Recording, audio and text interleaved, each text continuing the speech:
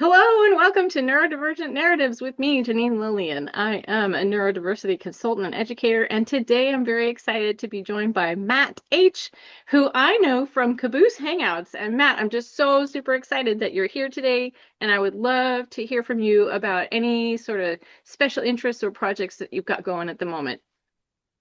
I'm really currently into writing song lyrics, hopefully trying to release them to the public. Cool. I'm into science and science podcasts, astronomy, and I'm also going to be creating, after my trip, starting to create a podcast on one of the channels I have on Caboose. Oh my God, that's so awesome. Okay, seriously, you got to share the link with me so that I can follow you and also so I can share it in the details of this particular video that'll be on YouTube tomorrow for the end of Neurodiversity Celebration Week. Oh, that's so exciting. Wow. Well, you don't surprise me at all that you're super creative and you have multiple projects because that's kind of like how our amazing brains work, right? Mhm. My current projects are taking all of the courses that I've made in my business in the last 2 years. There's 10 of them and converting them. They're all like workshop webinar format, and I'm going to update them and convert them to on-demand courses that are video modules. So it's a huge project, but it's also like, oh, this will be so great when it's done. The other thing I'm working on is, of course, helping people understand the neurodivergent mind and getting lots of voices from real people like ourselves, because a lot of the information that's out there doesn't really involve us, and that's a shame. So thank you again for being here. Wonder if you could tell us, let's first of all, let's talk about your trip. Yeah, so I'll be heading to Disneyland next Friday. Well, next Friday I'm going to Minneapolis, and then Saturday we'll leave for Minneapolis or Los Angeles. Go to Disneyland and Disney California Adventure for about a couple days, and then come back April 3rd. So Amazing. excited. And how do you manage the potential overwhelm of just being on a plane and just getting on the plane and then going on the plane and then being in a place like Disneyland? Like, how do you take care of yourself around that? I'm pretty much just chill on a plane. I can survive long flights. I bring stuff to entertain myself. Either, if it's like a Delta flight, I'll watch something on the screen if there's a screen in front of me, or if I'll just download stuff on my phone that streaming services and just put headphones in and watch that stuff on the plane. I wish I So could chill on a plane. And then what about like, I mean, there's gonna be crowds and there's gonna be lines and there's gonna be lots of sounds and stuff. I mean, some of it's exciting, but also like exciting can be difficult for us sometimes, right? yeah. Any particular tips or stuff that you're gonna, like, are you guys gonna plan some downtime? Because I know you're doing a lot of stuff with your mom, right? Yeah, my mom already scheduled a lot of stuff for us on certain days, so we're gonna be going by that. Nice. Oh my gosh, good luck. Drink lots of water, sleep when you can. I hope you have fun, though. It's gonna be awesome. Oh my gosh, Matt. Would you mind telling our audience how old you are now and how old you were when you got diagnosed and kind of a little bit about your diagnosis journey? Yeah, so I'm currently 23 right now. I was about 8 years old when I was diagnosed with ADHD, excuse me, and about 12 when I was diagnosed with autism. I believe I was in middle school at the time for autism, and they had some teachers kind of observing me, and then the superintendent pulled me out of a class one day, had my parents there too, and said that I had autism. So Wow. there was that. And then I was at a doctor's office, and then my doctor diagnosed me with the ADHD part, I believe. So, Wow. um, Okay, so you're ADHD. That's like what your combined thing is now. yeah, Do you feel like both of those really sort of encapsulate your experience, or do you feel like you sort of sway one or the other? I sort of don't persuade either Mm. one, but I mean, not even, surprised at all Yeah. by both diagnoses because I knew before, but yeah. Yeah, I mean, we know something's not quite right. We know we can make a list of all the things how we're different and how people have told us we're different, right? I mean, I have like 17 pages of that list. Wow. And then do you think that like if you were in school now, would you probably just get both diagnoses at the same time? Because things have changed and we've learned a lot about neurodiversity, right? Um I think it would be a little challenging to get one diagnosis and sort of some interventions and support and then like another one a few years later. But then hopefully you got a lot of support from that throughout school and work, right? Yeah, I feel like, yeah, I could. Yeah. And then what else was I going to ask you? Oh, so I was 51. I'm 53 now. I was 51 when I got diagnosed as being autistic and dyslexic. And I had tried to go through an autism screening almost 10 years prior, but I was told that I didn't have autism. I was just different. Um, but I learned later that I was given sort of the wrong evaluation. And that happens a lot to folks. So that's part of the reason why I share that information. Like it's a little bit like, I wish I wouldn't have had to go through all that extra, but it was worth it to keep on keeping on, as they say. Um, what are some of the things that really helped you through school and work and just day-to-day life once you had that information? Like I know you got that information when you were like 8 and 12, and so maybe it helps you now that you're 23, but what are some of the sort of, "Oh, okay, I know this now and this makes sense because this is how my brain works." What are some of those things that help you out or helped you out during school? Um, well, basically just staying organized and staying on top of things. Even during the pandemic when we had to go virtual, um, I made a schedule and stuck to it for all classes and got everything done and ended up doing online for college and even succeeded that. So Hey, that's awesome. Yeah, it is important, right? I mean, I find that neurodivergent folks really do well with some kind of routine and structure and schedule. But at the same time, we have a lot of resistance about making that and keeping it, right? So it's kind of funny. We like argue with ourselves. It's like a thumb wrestle about it with ourselves. But it does make a huge difference. Like you said, like I've got this then, and I'm going to just stay on it. And that helps us to complete things and that helps us not to get sort of scattered or overwhelmed too. That's amazing. And then now, would you like to talk a little bit about your job? yeah, so I work at a grocery store. I am a cashier. I also work at the produce as well. And I'm pretty much within walking distance and biking distance from my job. So So awesome. I think that's so great. Let me backtrack for those who don't know. So normally when I do these interviews with real neurodivergent adults, I don't know the person ahead of time. We've just sort of emailed and scheduled, and then we hop on and we do the recording. And Matt is special for a number of reasons. Hi, Matt. But Matt's special because I met Matt when I started doing Hangouts as a guest and then as a host for Caboose, Kaboose app, that was in the summer of 2025. And there was this popular Friday night one that Matt went to and a couple of other of our friends went to. And then the person who led it had to scoot and do something else on short notice. And I didn't want it to be canceled because it's really well attended. So I hopped in and I picked it up, but then it was kind of too much to carry for the long term. So I reached out to Matt and I said, "Hey Matt, you're so awesome and inclusive and lovely. Would you maybe be interested in doing this?" And so now Matt has been leading the Hangouts, which I'm just so thrilled and proud and happy about. And then are you going to resume those when you come back, or are you going to work on the podcast instead? I will be still doing the hangouts mm, after the trip, like When you the come back, yeah. next Friday after I come back. But I'll Awesome. probably just do it like in between then Okay. before so.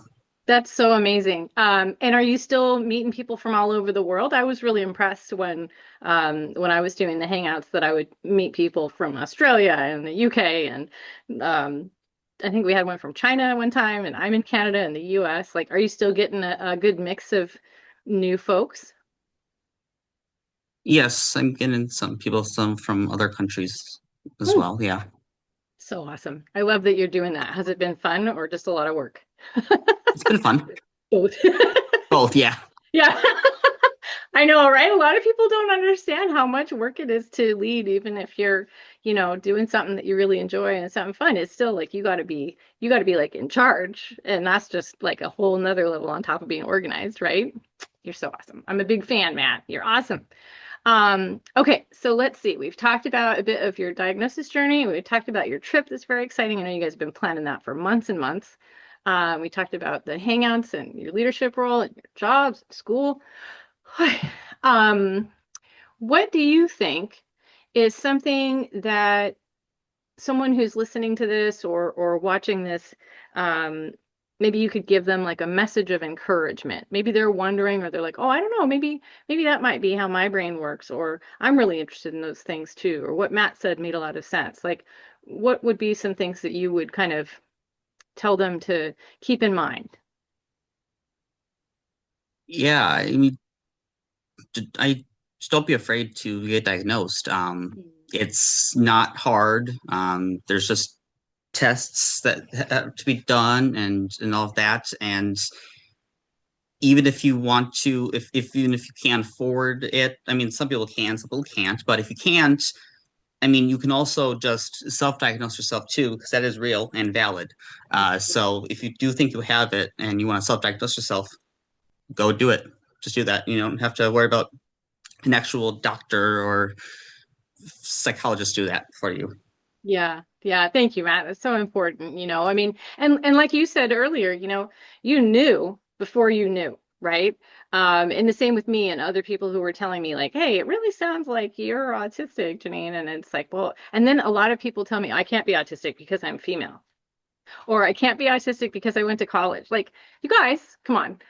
So we do a lot of myth busting. I'm sure you do too, because like, you've got a pretty social and demanding job, right? So people are coming at, there's lots of stuff coming at you, and people are asking you questions. And I mean, you got to think on your feet quite a lot. So I think there's a big misconception that we can't really manage that if we're autistic, and we totally can, right? We just can't do it 24/7. Like, I'm pretty sure neither one of us would want to be on like live TV all the time, right? Like we'd just be, oh, you guys, we need a break. But I just really appreciate that you're saying that. And where I live, autism and other neurodiversity traits are considered invisible disabilities, and there are a lot of supports available for it, but we do have very real barriers to access to the clinicians, and also the costs, and the wait list can sometimes be 3 years. So it's just really tough for folks. And then a lot of employers in various countries require the formal assessment and the formal diagnosis in order to give you workplace accommodations. And we're changing the culture by having these conversations, but it can be really challenging. And a lot of us end up doing part-time work or starting our own business, being an entrepreneur to make it work better for us than sort of the 9 to 5, right? So I really appreciate your encouragement. Um, is there anything that you get super geeked out about that you would like to talk about for several minutes? And you don't have to pick just one. If you have more than one, you can share more than one. But I do like to ask people about their special interests and hobbies and sports. Because I'm not into it, but I know you are, and so I want to honor that. What would you like to talk about that you're super geeked out about? Um, there's not a lot that I'm geeked out about. I really don't think myself as a geek or a nerd. But um, I mean, I've been watching, I guess, a lot of Jeopardy lately. Oh, cool. Are you really good at it, or do you just like to watch? Um, I watch it and try to see if I know the answer to it or not. I also have like a daily app on my phone, Jeopardy Daily. It's through like an Apple Arcade game Oh, that I cool. play, and I can practice practices and all that. And my mom got me a Jeopardy day-to-day calendar, so I also do that as well. So, Oh, wow. So it's like quiz, trivia. Um, did you ever play Trivial Pursuit with your family, or are you guys big Jeopardy? Like that's your track? uh, we we have played Trivia Pursuit. We have it. we also have, I think, like other versions of it too, and I think there's also a Mhm. Disney one I got too. That's not Trivial Pursuit, but Disney related. Oh, And wow. I've done Trivia Crack, which is also another app, before too. It So sounds terrible. I'm like worried for you for a second. yeah. Wow. Okay. So like what would you say is one of your strongest categories? Like that you're gonna nail it most of the time. It's both. I mean, there's two, I think, like sports and science, basically. You're so So good. You're so good. I'm not very good at quizzes or trivia, but I am good if I'm on like a pub team where we have, like six of us and everybody has their special areas of knowledge. So like I'm really good at children's books and like authors' names because I'm a librarian and I worked in the kids and teens department for a long time. And I'm really good at a very narrow slice of like 80s new wave music. And then I can't remember. It's really interesting to me. I can't really remember like the dates of wars and things like that. There's like so many that I don't know, they all just sort of stack up in my mind. So like unless it's like the War of 1812 where it's in the title, just like I don't remember what years those are. So I like you would stomp me at Jeopardy like instantly. You would just win right away, man. That's awesome. Although I think if the science was about like the stuff that I listen to audiobooks about, like neuroscience and biology and sociology and like even like space, like astrophysics, I love to listen to audiobooks about super technical things because they're just so much better now. It's a lot more accessible and they tell more of a story than like the formula, right? So I find that that's really helping expand my horizons in a way that maybe school textbook learning didn't. If you were going to be a scientist, what kind of science would you get into?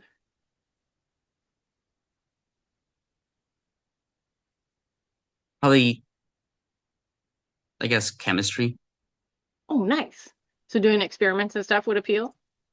Yeah. Nice.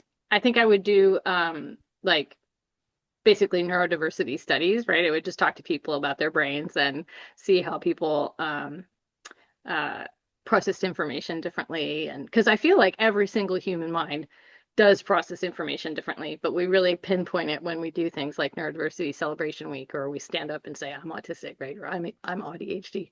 Um, so I find it really fascinating, even just to have conversations with friends and family and well, let's face it, total strangers about like, how does that work for you? What's it like inside your mind? Because we don't know. It's all very quiet in there to the outside observer, but we know there's a lot going on, right? It can be quite loud. Um, that's awesome. I like to imagine you as a chemist who has a team on the side, like you guys have like a after work game. Oh man. Okay, so you've got your trip coming up, and then you're going to come back and you're going to work more on your creative projects. What is something like maybe in the next year that you're really looking forward to?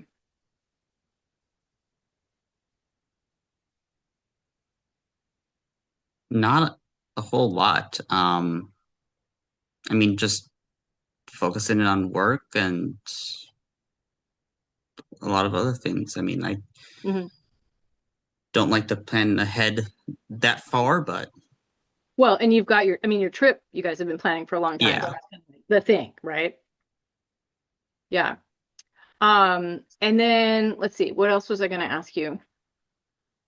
If you were going to have like a big party, who would you want to invite and what would it be like to be there? And it can be like celebrities and stuff. Like this is all, just a thought experiment. So, Hmm. I guess like I would invite my classmates probably from school.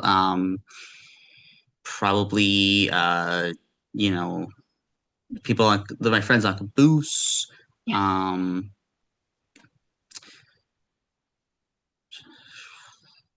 couple of celebrities here and there. Oh, yeah. I mean, like probably, uh, I guess I'll just do a couple. Sabrina Carpenter, probably. Selena Gomez. Yay. That's So, awesome. and Oh, sorry, go ahead. yeah, and it would be fun. Yeah. Just to celebrate, just have a party with everybody and Yeah. talk and stuff like that. Nice. Did you get to meet your classmates like after COVID? Did you get to meet them in person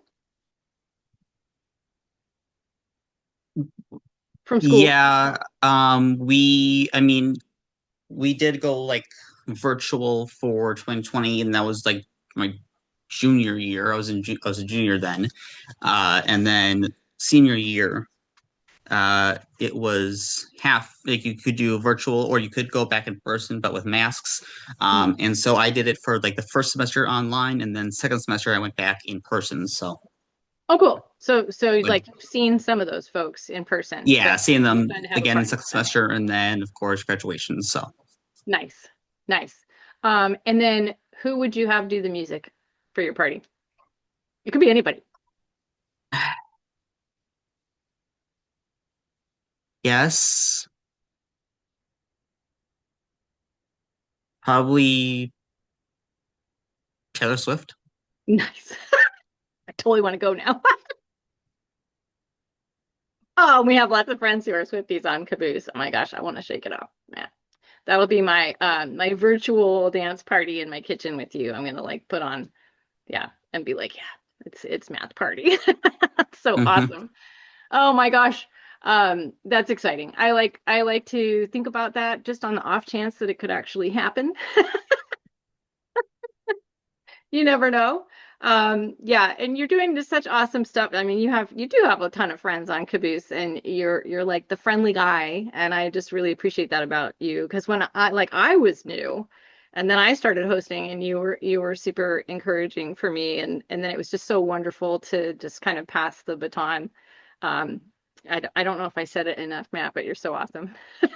Thank you for doing that, and I'm glad you're having fun, and it's not too much work. Um, We'll have to have a caboose party when you get back and settled from your trip. Oh my gosh. Uh, do you have anything that you want to ask me? And then we'll do our words of encouragement or next steps, like things we would recommend for people to do. So I'll give you the option to ask me a question. I've never done that before. I know. I'm sweating now. What do you what would you like to ask me? Let's see. Do you have any trips coming up? I do not, and I'm so excited. Thank you for asking me that. One of the most wonderful things that I did for myself before I got my diagnosis of being autistic was I basically downsized my life. I'm a dual citizen of Canada and the US, and I was living in the US for a long time. And I wanted to go to a small town. I wanted to sell my car and not drive anymore and deal with all that. And I wanted to just sort of start in a place that was a quiet little town that I could stay in for the rest of my days, right? So I did that when I turned 50. And then when I got my diagnosis of being autistic, I kind of looked at that and went, oh, you know what? Like these things I did really helped me feel better and less stressed every day. So there's probably some more things I could do. And I realized one of those things is don't travel anymore. Like I used to fly for conferences, and for me, I'm not great on a plane, man. I mean, I'm okay on a plane, but like I can't sleep, I can't relax. It's so loud. I'm very cranky on the inside. Um, and it exhausts me so much that it's just very disruptive, right? So now I go everywhere on Zoom. It's so much easier and cheaper for me. So yes, I do have plans not to travel, but you could come and visit me over here in the West Kootenays in British Columbia, Canada. I have a few people who are gonna come and visit me, maybe in the summer and maybe in the fall. Yeah, so no travel plans. However, in my work now, I am doing presentations all over the place. So this year, I have gone to the UK and I have gone to Australia and I've gone to the States and I've gone to other places in Canada. And so, it's time to rest.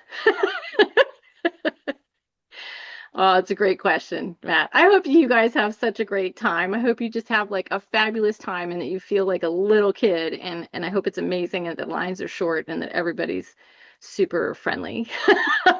And I want to hear about it when you get back. I want to follow up with you and find out how it was. I want to know like your favorite experience that you had. And I just think that's awesome that you guys are going. And I know it's been a long time planning and looking forward. So it'll be good to actually be there.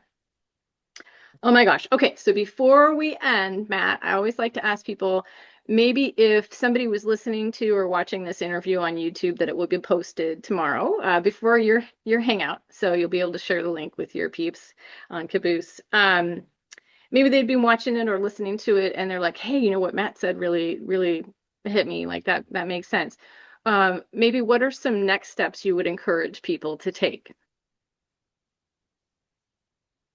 I guess, like I said before, either get diagnosed or, you know, self-diagnose yourself and see where things go, and don't be afraid to take a test if you need to. That's awesome. Thank you so much. Oh, actually, Matt, you have a really good experience I can ask about because I know your parents are just so rad. Maybe there might be some people listening or watching who have kids. They're wondering if their kids might be autistic, for example, or ADHD or ADHD or a number of other things. What's like one or two things that your awesome parents did that really made a difference for you that you would recommend other parents do? Basically, they just like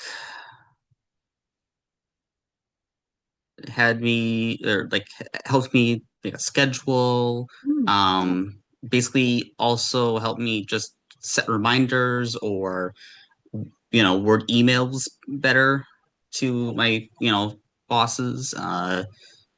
And basically just helped me stay focused and you know all that stuff. That's awesome. What you're talking about is real support, right? It's not like when somebody says like, "Oh, good luck," right? Or you'll do fine, or don't worry about it. It's real support, and it's doing the work with you to make it work for you, right? That's just so awesome. I'm so glad that I thought to ask you that because a lot of the folks that I talk with, like myself, were adults when they finally got the news, right? So it was just kind of this big shift in their life, which I'm not saying that it's not when you're younger. Um, but it's also just a different, like, oh my gosh, so much time has gone by. And then you're not working with your parents, you're working with your partner or you're on your own or your friends, family, right? So yeah, real support. Um, so how can I work with you to make it work for you? I think that's a great perspective that anyone can bring, right? Regardless of their relationship with us. And I think you do that really well on the Hangouts too. So I will put the information in the episode description to join the Hangouts with Matt after his trip.